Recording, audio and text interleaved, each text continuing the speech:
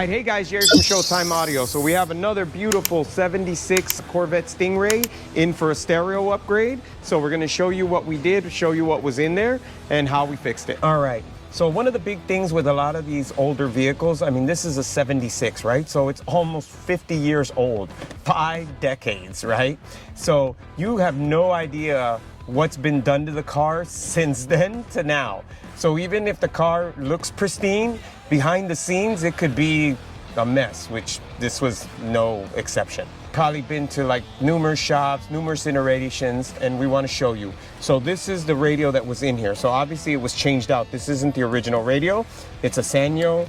Let me see, this sucker is from, doesn't even say, sometimes they say the year, so, but this thing is ancient. Then, so we put in a retro sound radio. So now the client has Bluetooth, USB, the ability to do Sirius XM, and these are metal knobs, so they look very period correct, and it looks as if it could have came with the car. The other thing that we did is they had vinyled over the original grill, so there was no way to put a speaker up here.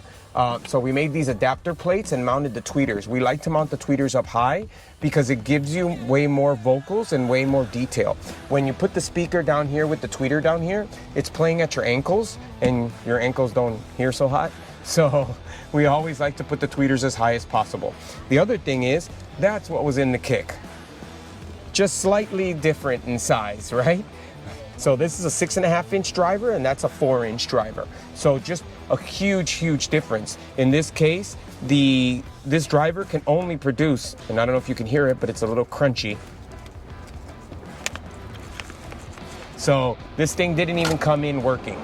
So the other thing too on a lot of these is that the wiring is horrible. Again, it's been through 5 decades of people messing with it. So what we like to do is we ran all new wires, color coded like a modern car. So if somebody goes in here, they'll know what color each wire is, and it's very easy to service. In the back, we added these pods. In the back, we added these pods and a set of 6x9s. Again, much bigger driver.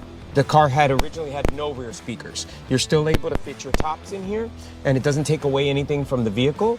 And now you have a 6x9 driver with a woofer and a tweeter. So even though it's just a radio and 4 speakers, it's a huge improvement over the factory stereo.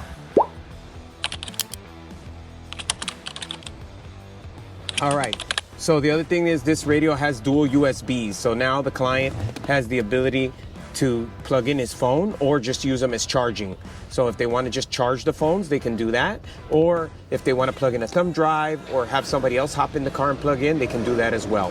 The kick panels, like always, we modify them, make a backing plate, and mount a 6.5, which is insane because there's not a ton of space in this car, but we're able to get 6.5-inch drivers in the stock kick locations obviously with some modification, and they just sound phenomenal. Visit our website at showtimeaudiochicago.com.